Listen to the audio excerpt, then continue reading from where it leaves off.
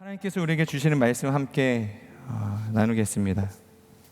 우리말 성경 요한복음 1장 14절에서 18절까지의 말씀입니다.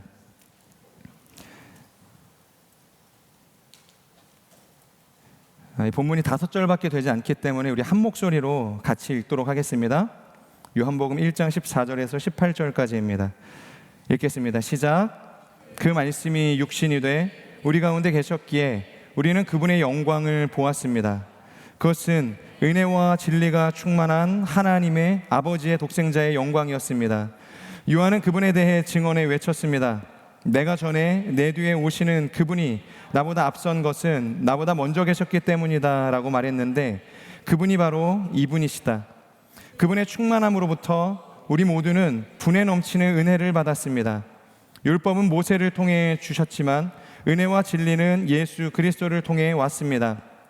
지금까지 아무도 하나님을 본 사람이 없었습니다.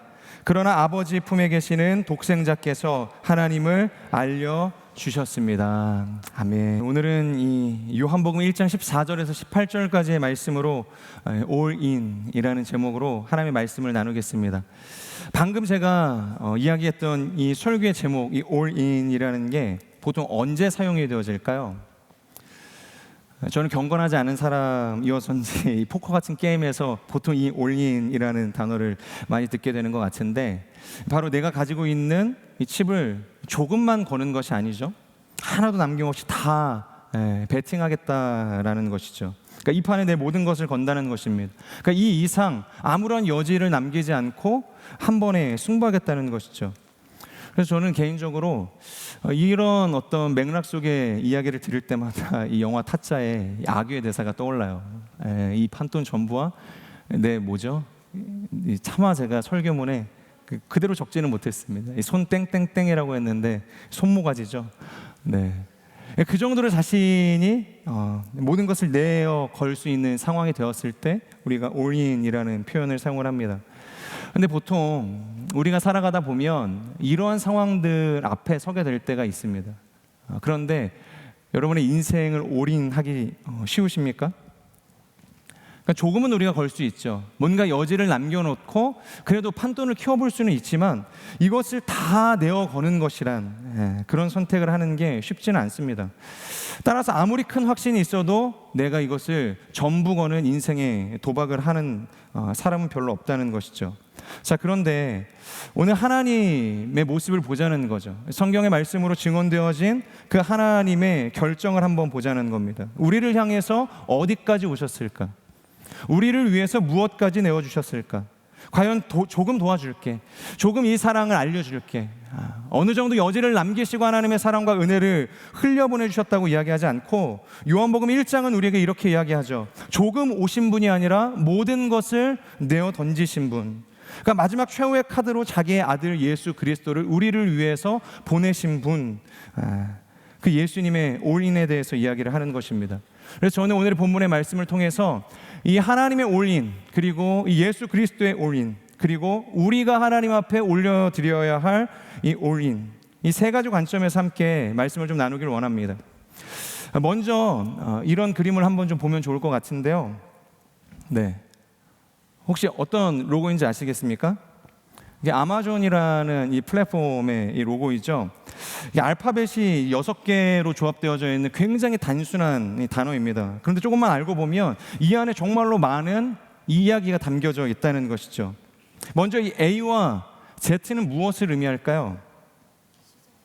네, 이것은 A to Z를 이야기합니다. 그러니까 모든 것을 자신들은 판매한다는 것이죠. 그리고 그 사이에 있는 MA는 무엇의 약자일까요? 그러니까 마케팅의 약자입니다. 그리고 그 다음에 이어지는 ON, 이 O는 온라인을 통해서 판매한다는 것이죠. 그리고 마지막으로 결정적으로 하단에 있는 이 화살표는 무엇을 의미할까요? 이것은 스마일을 의미하는 것으로 결국에는 본인들이 온라인 플랫폼을 통해서 마케팅한 모든 상품을 통해서 누구를 웃게 한다는 겁니까? 고객을 웃게 만들겠다는 거예요. 그러니까 로고 하나만 봐도 이 기업이 무엇을 하고 싶은지를 우리가 분명하게 알게 된다는 것입니다. 여기서 제가 드리고 싶은 말은 이 아마존 로고가 대단하다 이제 그런 의미가 아니라 그러니까 아는 만큼 보인다는 거예요. 그러니까 아무리 아마존 로고에 담겨져 있는 그 의미가 좋은 의미여도 이것을 우리가 해석할 수 있는 정보가 없다면 아무 의미가 없다는 것입니다.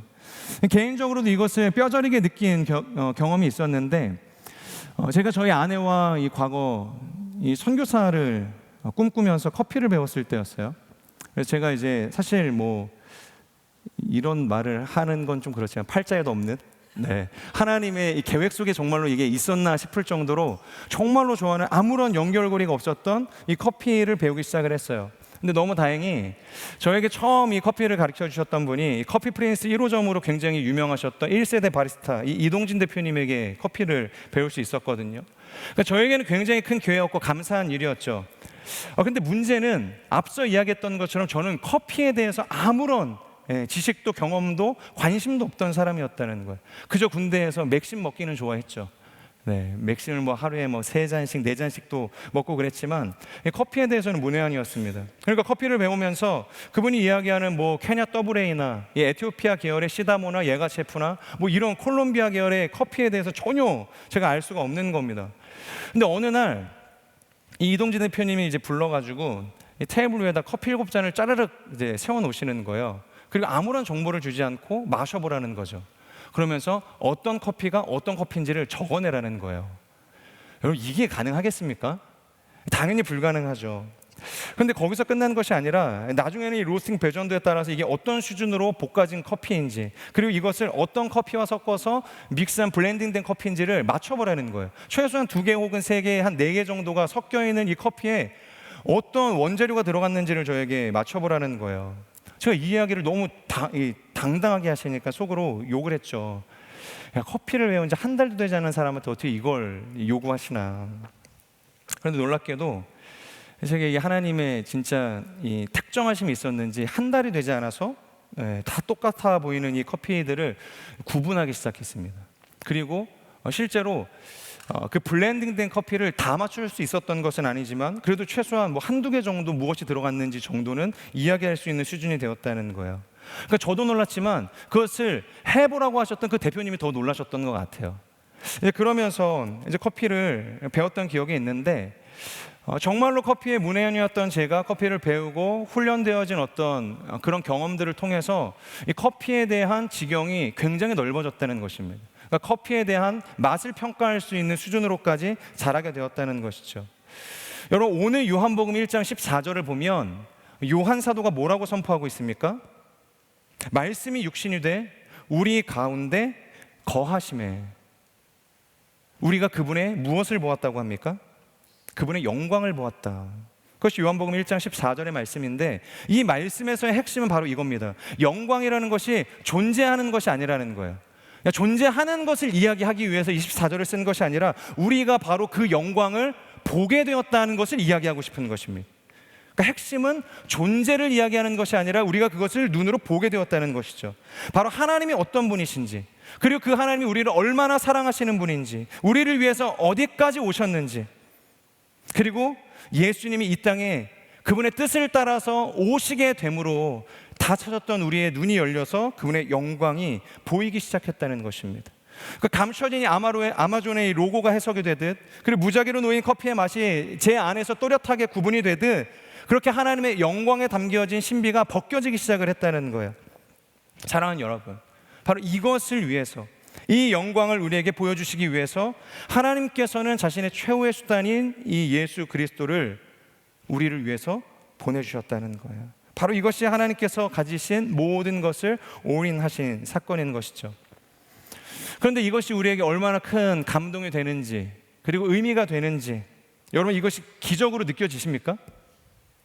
아까 우리가 말씀이 육신되어 이 땅에 오신 예수, 이 고백을 하는데, 그 고백을 하시면서 비록 신나는 찬양이지만 여러분들의 내면 가운데 깊은 감동이 있으셨나요? 이 놀라운 하나님 안에서의 기적이라고 우리가 고백하게 됩니까? 우리가 이것을 모르고 살 때가 굉장히 많다는 거예요. 여러분, 우리가 하나님의 속성을 가지고 그분을 표현할 때 뭐라고 이야기합니까? 그분은 전능하신 하나님, 엘샤다이라는 고백을 하게 되지 않습니까?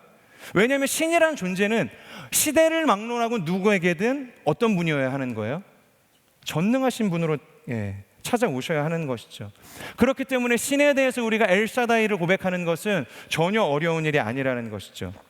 그런데 이와 관련해서 성경이 보여주는 굉장히 역설적인 이 상황이 있습니다.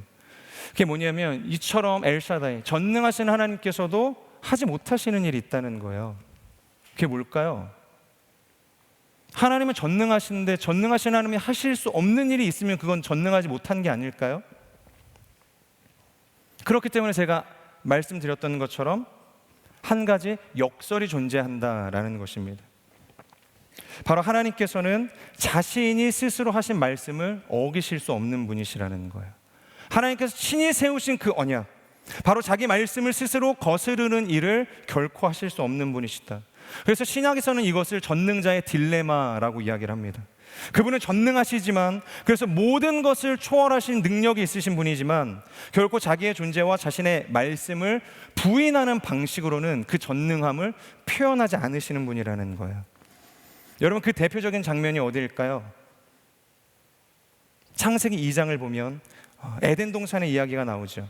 그리고 하나님이 아담과 하와에게 그렇게 말씀하십니다. 동산 중앙에 있는 선악을 알게 하는 나무의 실과를 너희가 결코 먹어서는 안 된다. 그것을 먹는 날에는 정녕 죽을 것이라. 근데 결과론적으로 그들이 그 선악을 알게 하는 나무를 실과를 먹게 되죠. 그랬을 때 어떤 일이 찾아옵니까? 물론 그 즉시 육체가 소멸하고 그들이 바로 죽지는 않았습니다. 하지만 하나님과의 관계가 단절되었고 동산에서 추방을 당하고 인류의 역사 속에 그들뿐만이 아니라 인류의 역사 속에 죽음과 저주가 흘러가기 시작했다는 것입니다. 바로 죄를 지으면 너희가 정녕 죽을 것이라 말씀하신 하나님의 언약이 성취되어진 순간이었다는 거예요.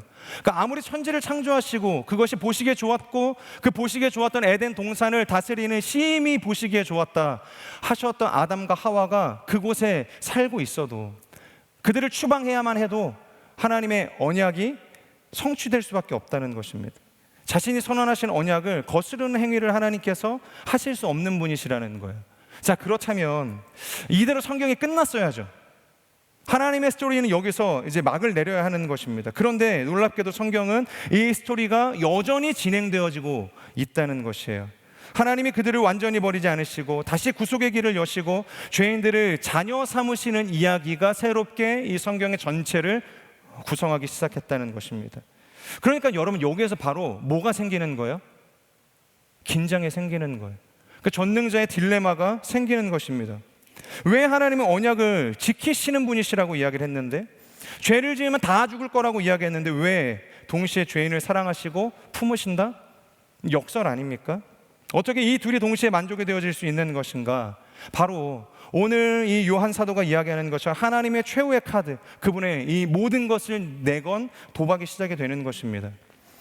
여러분, 하나님 정도 되시면 충분히 그렇게 하실 수 있지 않겠어요? 마치 토기자기의 권리를 이용해서 그래, 그냥 됐다 치자, 그냥 죄 없는 셈 치자, 그러시고 하나님께서 용서와 은혜를 베푸실 수 있다는 거예요. 만약 이렇게 하셨어도 누구도 그 하나님을 향해서 불만을 내비칠 수 없었겠죠. 죽을 수밖에 없는 죄인을 그냥 구원해 주시겠다는 거잖아요. 오히려 하나님께 감사해야 할 일이라는 거죠. 그러니까 이런 방식이 우리 인간적인 이성에도 훨씬 편리하고 납득하기도 쉬웠을 거라는 거예요. 근데 문제는 만약 하나님께서 이렇게 일을 행하셨다면 그분의 의로우심, 그리고 그분의 진리, 그분의 이 공이라는 것은 완전히 무너지게 된다는 거예요. 이해가 가시죠? 또한 반대로 이 전능자의 딜레마라는 측면에서 오케이, 내가 언약대로 너희를 심판할게, 죄는 반드시 죽는다, 여기엔 누구도 예외는 없어, 그렇게 만약에 이야기하셨다면 지금 누구도 이곳에서 살아남을 수 있는 사람은 없었을 거라는 거예요. 동의가 되십니까? 그러니까 어떤 두 가지의 방법도 하나님께서는 사용을 하실 수가 없는 거예요. 그래서 하나님은 전혀 다른 길, 새로운 길을 우리 가운데 제시하신다는 거예요. 바로 자기 아들을 내어주심으로 그 하나님 자신의 공의도 지키시고 죄인을 향한 하나님의 사랑도 성취하셨다라는 것이죠.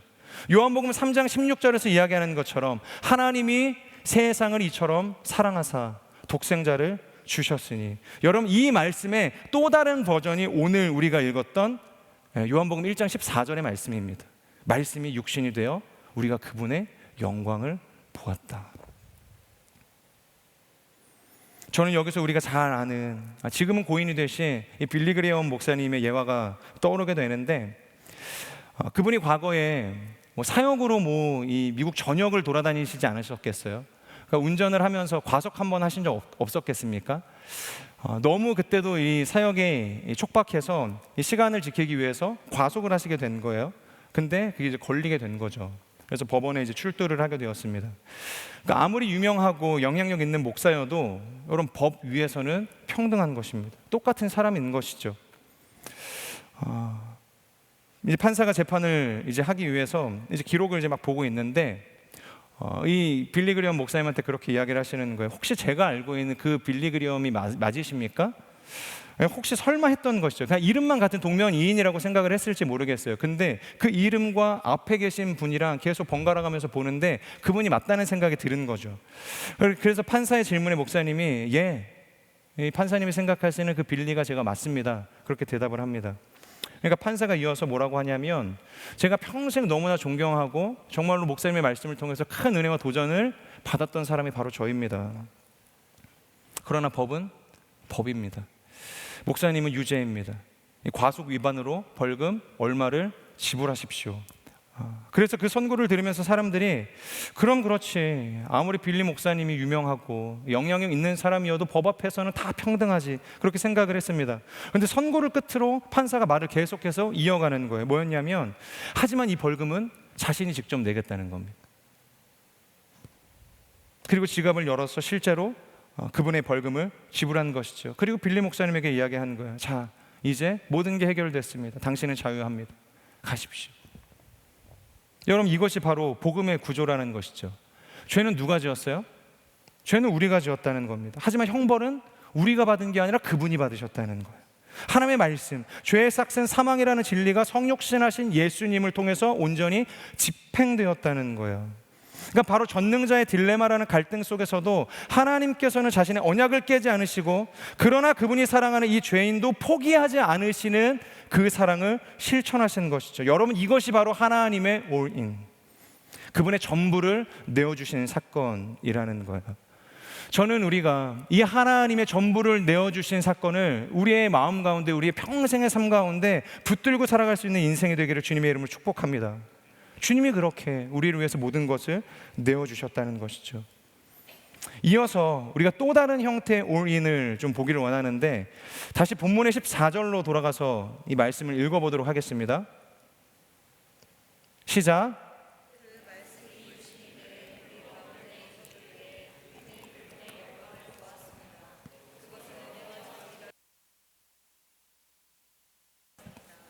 자, 말씀이 육신이 되었다. 여러분 어떻게 생각하십니까? 말씀이 육신이 되셨다. 그냥 우리는 성경을 그냥 되게 그냥 딱딱하게 읽으면 그래, 예수님이 말씀이 되셔서 육신이 되셔서 우리 가운데 오셨어, 이 정도로 생각할 수 있죠. 그리고 그분을 통해서 하나님의 영광이 우리 가운데 보여지게 되었다. 이건 어떤 의미일까요? 그 이 1장 14절에서 그냥 여과 없이 던져지고 있는 의미가 뭐냐는 것이죠. 그냥 단순히 하나님을 잘 알고 그 하나님에 대해서 대변해 줄 수 있는 한 존재가 이 땅 가운데 오셨다? 우리를 위해서 찾아오셨다? 그 정도로 해석이 되냐는 것입니다. 여러분, 여기서 이야기하는 이 말씀이 뭘까요? 오늘 이것을 구체적으로 다 다룰 수는 없겠지만 이 말씀은 하나님을 이야기하죠. 그러니까 태초부터 계셨던 로고스를 이야기하는 것입니다. 바로 우주의 의미와 질서의 근원이신 하나님 자체이신 그분이 사람이 되셨다는 거예요. 여러분, 헬라 철학에서는 이건 말도 안 되는 상황입니다. 왜냐하면 신이란 영적인 개념으로 사람들은 생각을 했고, 그리고 어떤 초월적인 존재는 이성과 어떤 지혜와 이런 어떤 사람들이 가지고 있는 지성의 이 총체가 바로 이 신적인 존재라고 생각을 했던 이 세계관 속에서, 그렇기 때문에 반대로 그들이 가장 하찮고 보잘것없게 여기는 사르스, 그러니까 이 땅에 소속되어져 있는 흙과 같은 존재는 가장 부정하고 가치없는 존재로 여겼다는 거예요. 그런데 예수님이 어디로 들어오신 거예요? 헬라 철학 속에서 가장 가치 없고 하찮은 이 흙과 같은 유형화된 물체 속으로 그분이 들어오셨다는 거예요. 그러니까 그들의 인식 속에서 이것은 불가능한 일이라는 거예요. 그러니까 하나님이 어떻게 인간이 되실 수 있는가? 그러니까 말씀, 그 로고스라는 존재가 어떻게 육신을 입고 이 땅 가운데 오실 수 있는가? 그래서 여러분, 초대교회에서 가장 지속적으로 끝나지 않고 힘들게 했었던 싸움이 뭐냐면 바로 이 헬라 철학에 물든 그들로부터 예수님의 신성을 확보하는 기독론의 싸움이었습니다. 그러니까 예수님이 신성을 가지고 계신 존재라는 것을 지키는 것, 그것이 초대교회에서 가장 힘든 싸움이었다는 거예요. 자, 그렇다면 질문이 생기죠. 왜 예수님은 굳이 인간의 몸으로 이 땅에 오셨을까요? 이런 시대적인 상황, 이런 갈등, 이런 어려움이 있다는 것을 예수님이 모르셨을까요? 뭔가 고귀한 방법이 있지 않으셨을까요? 우리가 알지 못하는 어떤 초월적인 방법을 통해서 하나님을 계시할 수 있으시지 않으셨겠어요? 왜 그랬을까? 왜 말씀이 굳이 육신이 돼서 이 땅에 오실 수밖에 없었을까? 이유는 단 하나입니다. 아무리 하나님을 설명하고 가르쳐도 사람들이 하나님을 알지 못했기 때문이다. 요한복음 1장 10절에서 11절 말씀을 같이 한번 읽겠습니다. 시작. 그분이 세상을 지으셨지만 세상은 그분을 알아보지 못했습니다. 그분이 자기 땅에 오셨지만 그분의 백성들이 그분을 받아들이지 않았습니다. 여러분, 수많은 선지자와 이 예언자들이 하나님에 대해서 이야기를 합니다. 하나님께서 친히 그들의 입술에 하나님이 어떠한 존재이신지를 알려주셨어요. 그리고 그것을 선포하라고 하셨습니다. 그래서 세례 요한도 그 하나님을 선포했죠. 그런데 그 결과가 뭡니까? 그 말씀이 선포되었지만, 그분의 존재가 세상 가운데 계시되었지만 세상은 그분을 알아보지 못했다는 거예요. 그리고 그분을 받아들이려 하지도 않았다는 것이죠. 그래서 저는 한편으론 이런 관점으로도 생각을 해봤어요. 그러니까 수많은 예언자들이 하나님의 말씀을 받아서 전했다. 하나님 입장에서는 충분히 하셨다고 생각을 할 수도 있지만 과연 그 사람의 언어로 하나님의 온전함을 담아낼 수 있을까? 라는 생각을 하게 되는 거예요. 여러분이 사랑하는 사람이 있습니다. 여러분의 입술의 언어로 아무리 사랑을 이야기한다 할지라도, 그 사랑을 진심을 담아서 고백할지라도 그것을 받는 대상이 온전히 받아들일까요? 내 마음의 이 100%의 진정성을 다 받아들일 수 있을까요? 흡수할 수 있을까요? 당신이 나를 이렇게 사랑하는군, 그걸 우리가 느낄 수 있을까요? 사랑하는 부부 사이에도 사실 그건 불가능 아닙니까? 부모 자식 간에도 그 사랑을 우리가 충분히 이해하고 해석한다는 것은 불가능 아니겠습니까? 그러니까 사람의 언어로 하나님의 온전함을 우리가 담아낼 수 있겠냐는 거예요. 그분을 드러낼 수 없다는 것이죠. 여러분, 우리만 하더라도 그렇습니다. 성경은 완성된 계시죠. 그래서 특별한 계시입니다. 그리고 우리가 그것을 이해할 수 없기 때문에 성령님께서 우리의 마음을 조명하셔서 그 성경을 계속해서 해석해 주시는 거예요. 그렇다면 우리는 성경에 통달해야죠. 다들 성경 박사가 돼야죠. 근데 우리는 그렇지 못하잖아요. 성경을 통해서도, 성령의 조명하심을 통해서도 하나님을 온전히 우리가 완벽하게 알 수 없다는 거예요. 오히려 성경을 볼수록 미스테리죠. 도대체 천지창조는 어떻게 이루어졌는가? 빛이 있으라 그랬더니 빛이 있었어요. 어떻게 말씀을 하셨는데 빛이 생긴 거지? 어떻게 흑암이 사라지게 된 거지? 아무리 생각해도 그 말씀을 우리가 받아들이고 싶어도 미스테리한 것입니다. 홍해가 갈라지고 여리고가 무너지라는 이 하나님의 명령을 따라서 행했던 이 사람들의 현실 속에 그 일들이 이루어졌습니다. 실제로 홍해가 갈라졌죠. 여리고가 무너졌죠. 심지어 아얄론 골짜기에서는 해가 멈추는 사건까지 있었습니다. 도저히 믿어지지 않는 것들 투성이라는 거예요. 물론 이곳에 있는 모든 사람들은 이것을 믿습니다. 부정하지 않으시겠죠. 하지만 그 믿음이라는 것이 반드시 우리의 이해와 논리의 결과로 주어지게 된 것은 아니지 않습니까? 여러분, 그것이 납득되었기 때문에 믿는다라는 고백으로 나아가시는 겁니까? 노자의 도덕경 1장을 보면은 그런 표현이 있습니다. 도가도 뭐죠? 비상도. 무언가 도라 이름하는 순간 더 이상 도가 아니다. 명가명, 비상명. 말로 형상화된 이름은 그 순간 그 이름이 가진 실제가 아니게 된다는 것입니다. 그러니까 아무리 하나님의 말씀과 진리로 우리가 그분을 담아내고 드러내고 싶어도 그것이 인간의 언어에 담아지는 순간, 그리고 그것이 전해지는 순간 분명한 간극이 생겨질 수밖에 없다는 것입니다. 그래서 여러분, 십계명도 보면 하나님께서 그런 명령을 하시죠. 반드시 하나님을 예배하는 사람들은 하나님을 형상화하지 말라고 이야기합니다. 왜냐하면 하나님을 우리가 뭐라고 규정하는 순간, 형상화하는 순간 그 하나님은 그 규정된 프레임 안에 갇힌 하나님이 될 수밖에 없기 때문이라는 거예요. 자, 그런 맥락을 기억하면서 다시 본문으로 돌아와 볼까요? 말씀이 육신이 되신 하나님, 여러분 이 안에 담겨진 의미가 무엇인가? 헬라 철학의 거센 도전이 있는 것을 알면서도 그분이 그렇게 오실 수밖에 없었던 이유는 무엇인가? 그것은 바로 더 이상 상상 속의 하나님, 어떤 프레임에 갇혀 제한당한 하나님이 아니라 진짜 하나님이 무엇인지를 보여주시겠다는 것입니다. 백날 하나님의 사랑을 우리가 입술의 언어로 이야기하고 은혜를 말하고 그분의 전능함을 말하지만 그분을 영접하지 않고 여전히 어두움을 따라가는 우리에게 진짜 하나님의 사랑과 은혜와 그분이 말씀하시는 복음이 무엇인지를 가감없이 보여주시겠다는 것입니다.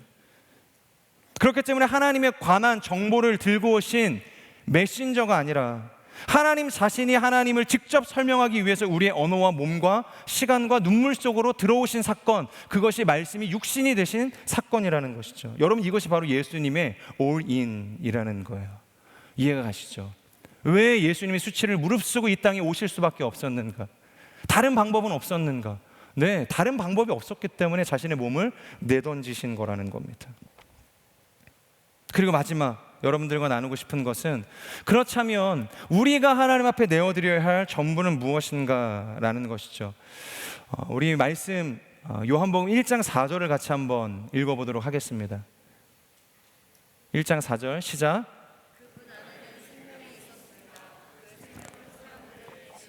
네, 그분 안에 생명이 있었다. 요한의 표현으로 이야기하면 로고스이신 말씀 안에는 생명이 있었다고 이야기합니다. 여러분, 생명을 우리가 이 세상적인 언어로 풀이를 하면 어떤 의미일까요?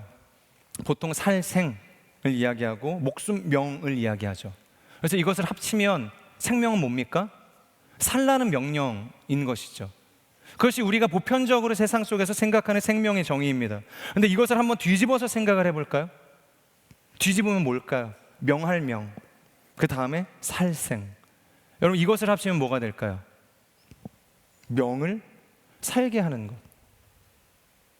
그러니까 살라는 명령이 아니라 이 명을 살게 하는 것, 그것이 생명이라는 게 생명이라는 것입니다. 이게 무슨 말이지? 도대체 이게 4절에서 이야기하는 말씀 안에 생명이 있다는 것과 무슨 상관이 있지?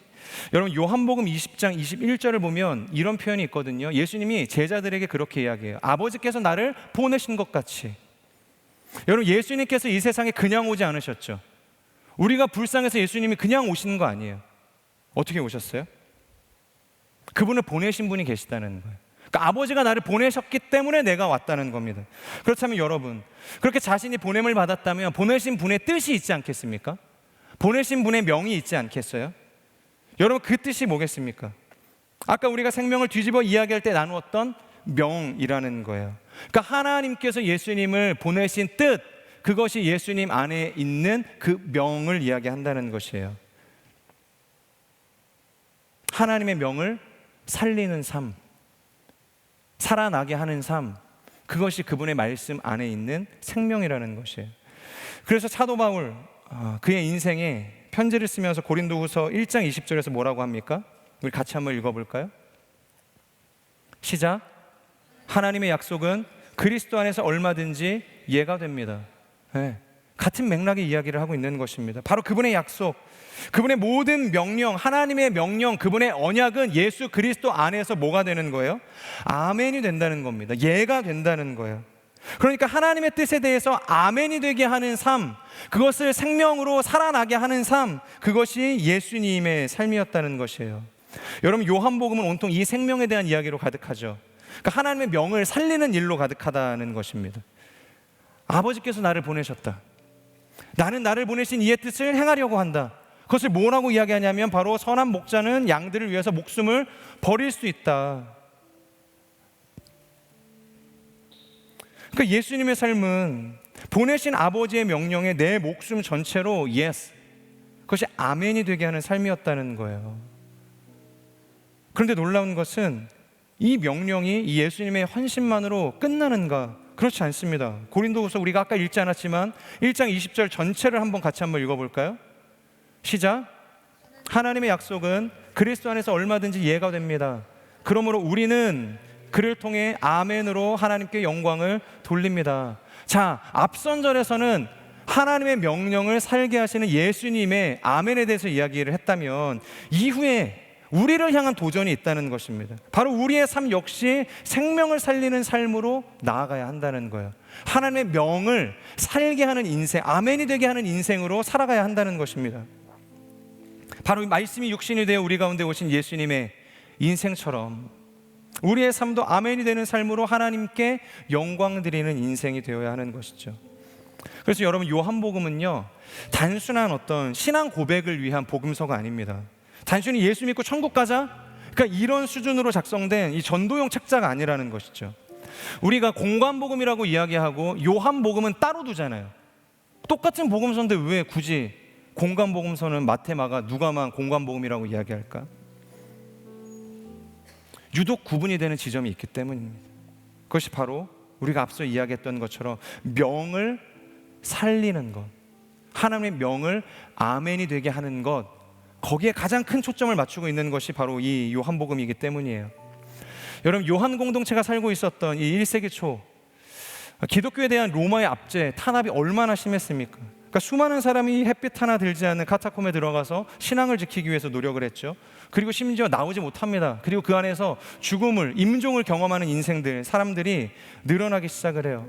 그래서 카타콤 안에는 수많은 사람들의 이 유골이 묻혀있는 무덤이 있지 않습니까? 그만큼 신앙을 지키기가 처참한 순간이었다는 거예요. 그러니까 요한 공동체가 살고 있었던 1세기 초의 이 로마 안에서의 교회의 이 모습은, 그들이 가지고 있었던 신앙이라는 것은 전부가 아니면 아무것도 아니라는 고백 없이는 이끌어갈 수 없는 환경이었다는 것이죠. 그러니까 전부를 고백하지 않고서는 이 신앙을 유지할 수 없는 시대였다는 거예요. 그러니까 만약 그 고백 때문에 로마의 칼이 나를 죽인다 할지라도, 헬라 철학이 비웃는다고 해도 예수만이 나의 구주라는 이 명예에 생명을 불어넣기 위해서라면 뭘 해야 되는 거예요? All in. 그러니까 우리의 인생도 다 내어던질 수 있어야 했다는 것입니다. 여러분, 이런 절박하지만 단호한 믿음 위에 이 요한복음이 쓰여진 것입니다. 단순히 예수님이 어떤 분이시야, 이거 그냥 소개하기 위한 소개용 책자가 아니라는 것입니다. 그래서 그래서 어떻게 할 건데? 그래서 네가 알고 있는 그 예수를 위해서 네가 어떻게 살 건데? 그 결단을 요구하고 촉구하고 촉발하는 책이 이 요한복음이라는 것이죠. 그래서 C.S. 루이스도 이 요한 공동체의 정신을 설명하면서 이렇게 우리에게 도전을 합니다. 제가 읽어드릴게요. 이제 당신은 스스로 선택해야 합니다. 예수님이 과거와 현재의 하나님의 아들이라고 믿든지, 아니면 미친 사람이나 그보다 더 상태가 나쁜 어떤 존재로 보든지 둘 중 하나입니다. 여러분은 그를 바보라고 몰아칠 수도 있습니다. 귀신이 들렸다고 하면서 그에게 침을 뱉을 수도 있고 돌을 던질 수도 있습니다. 그러나 그렇게 하지 못하겠다면 그의 발 앞에 엎드려 주님이야말로 나의 하나님입니다 라고 고백해야 합니다. 위대한 스승이니 성자니 하는 헛된 생각에 빠져서 그분께 어울리지도 않는 말을 붙여서는 안 된다는 말입니다. 여러분, 우리에게 도전하고 있는 것이 예수님이 누구신가에 대한 고백이 아니라는 것입니다. 그 어떠한 순간 속에서도 정말로 하나님의 그 명을 살리기 위해서, 아멘이 되게 하기 위해서 우리의 전부를 내어던질 수 있는 인생을 선택할 수 있는가, 그것을 오늘 이 요한복음 1장 14절에서 18절은 우리에게 이야기하고 있는 것입니다. 저는 우리의 삶이 하나님의 전부를 내어주심과 같이, 그리고 그분의 뜻을 따라서 자신의 전부를 내어주신 이 예수님의 아멘이 되는 삶과 같이 우리의 삶 또한 이 아멘으로 그분의 영광을 세상 가운데 밝히 드러낼 수 있는 거룩한 인생이 되기를 주님의 이름으로 축복합니다. 우리 같이 함께 이 말씀을 기억하면서 기도하겠습니다. 하나님, 말씀이 육신이 되어 이 땅 가운데 오셔서 우리가 하나님을 알게 되었습니다. 자격 없는 죄인, 죄를 지은 자들은 정령 죽을 것이라 말씀하신 그 하나님의 언약을 꺾어서 예수 그리스도라는 하나님의 전부를 내어주심으로 우리를 살게 하신 그 하나님의 사랑을 우리가 보게 되었습니다. 그 하나님의 전부를 내어주심, 그 예수님의 그 전부를 내어주시는 그 희생의 사랑 앞에 부끄럽지 않는 인생으로 우리의 삶도 전부를 내어드리는 인생이 될 수 있도록 역사하여 주시옵소서. 우리의 삶의 어떠한 순간 속에서도 타협하지 않는 믿음을 가지고, 불굴의 믿음을 가지고, 꺾이지 않는 믿음의 결단을 가지고 하나님의 그 명이 아멘이 되어지는 삶을 살아낼 수 있도록 역사하여 주시옵소서. 이 시간 우리의 삶을 올려드리며 이 말씀을 기억하며 함께 통성으로 기도하며 나아가겠습니다. 오 신실하신 하나님, 하나님께서 죄인된 우리의 인생 가운데 예수 그리스도를 보내십니다. 당신의 전부를 내어 우리를 위해서 희생의 제물이 되게 하십니다. 이전의 선지자들의 고백을 통하여서, 수많은 예언자들의 입술을 통하여서 당신을 계시하셨음에도 불구하고 우리가 하나님을 영접하지 않으셨고, 우리가 하나님과 함께하지 않음으로 인하여서 영원한 형벌 가운데 나아갈 수밖에 없는 우리를 하나님께서 끝까지 포기하지 않으시고 예수님을 보내시는 그 희생의 사건을 통하여서 우리를 구속하시는 줄로 믿습니다. 하나님, 다시 한번 우리의 삶을 그 하나님의 내어던짐 앞으로, 예수 그리스도의 모든 것을 희생하시는 그 내어던짐 앞으로 나아가는 인생이 될 수 있도록 인도하여 주시옵소서. 그래서 하나님의 모든 것이 예수 그리스도 안에서 아멘이 되는 것처럼 나의 인생도 세상의 모든 순간 속에서 하나님의 명을 아멘이 되게 하는 삶으로 살아나갈 수 있도록 기름 부어 주시옵소서. 그분이 단순히 우리 인생의 구원자이시니 성자이시니 좋은 가르침을 전하는 선생이니 하는 없는 소리에 빠져서 하나님이 누구신지 하나님의 영광을 가리우는 인생 되지 않게 하여 주시고, 오직 그분만이 우리의 인생의 구세주가 되십니다. 메시아가 되십니다. 우리를 구속하신 전능자이십니다를 고백할 수 있는 하나님의 사람들이 다 되어질 수 있도록 성령 하나님 역사하여 주시옵소서. 오 주님, 연약한 우리의 믿음을 붙들어 주시옵소서. 부족한 우리의 입술을 붙들어 주시옵소서. 초라하고 나약한 우리의 인생을 다시 한번 하나님 들어 세워주셔서 하나님의 명을 순종하며 살아낼 수 있는 거룩한 인생으로 세워지게 하여 주시옵소서. 우리 한 번 더 기도하며 나아갑시다. 하나님, 오늘도 우리를 보내시는 수많은 삶의 자리가 있습니다. 치열한 영적인 전쟁의 현장들이 있습니다. 하나님, 그곳에서 우리가 어떠한 삶을 살아갈 것인가, 그저 타협하고 하나님께서 마땅히 받으셔야 할 그 영광을 가리우는 그런 입술의 언어와 그 삶의 헌신으로 그칠 것인가, 아니면 정말로 유한 공동체와 같이 그 어떠한 박해와 핍박과 어려움 속에서도 타협하지 않는 불굴의 믿음을 가지고 하나님의 하나님 되심을 드러내며 말씀이 육신이 되셔서 하나님의 영광을 드러내셨던 예수 그리스도의 그 아멘이 되는 삶과 같이 우리도 아멘으로 삶을 살아낼 것인가, 하나님 우리를 도전하고 계신 줄 믿습니다. 하나님, 그 도전 앞에 타협하지 않게 하여 주시옵소서. 피하지 않게 하여 주시옵소서. 외면하지 않게 하여 주시고 순종하며 아멘으로 일관하는 우리 모두가 될 수 있도록 역사하여 주시옵소서. 다시 한번 우리의 삶을 주님 앞에 올려드리며 우리 주여 선포하며 기도하며 나아갑시다. 주여, 오 전능하신 하나님, 우리의 인생의 초라함에 갇혀 하나님의 그 전지전능하신 마땅히 참 하나님이신 그 전능자가 받아야 할 영광을 가리우는 일이 없게 하여 주시옵소서.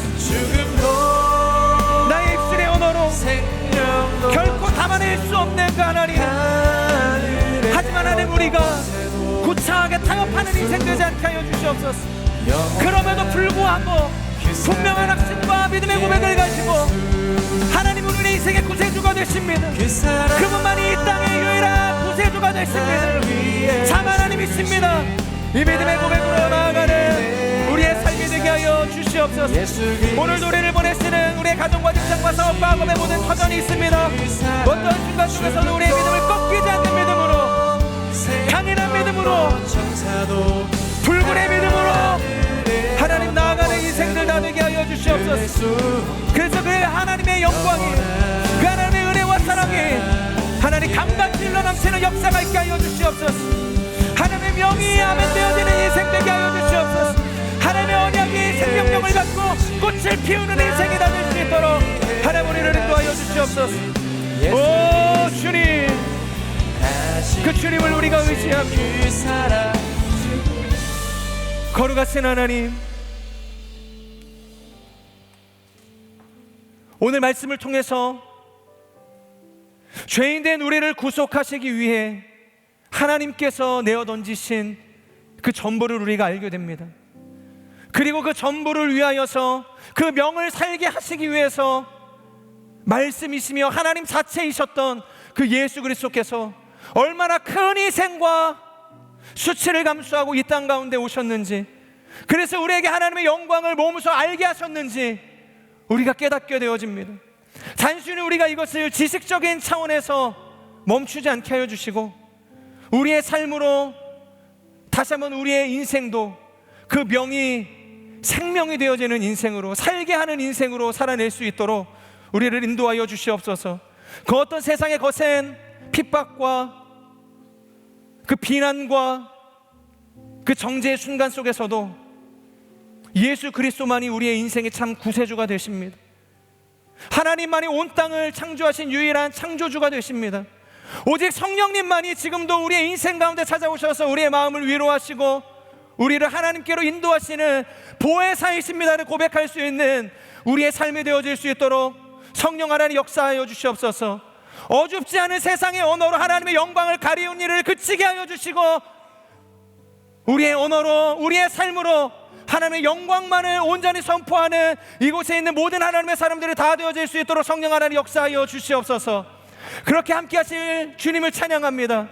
그 주님을 우리가 예배합니다. 감사드리며 말씀이 육신이 되어 이 땅 가운데 오신 예수 그리스도의 이름으로 기도합니다. 아멘. 우리 살아계신 주님 앞에 우리 감사와 큰 영광의 박수 올려드리겠습니다.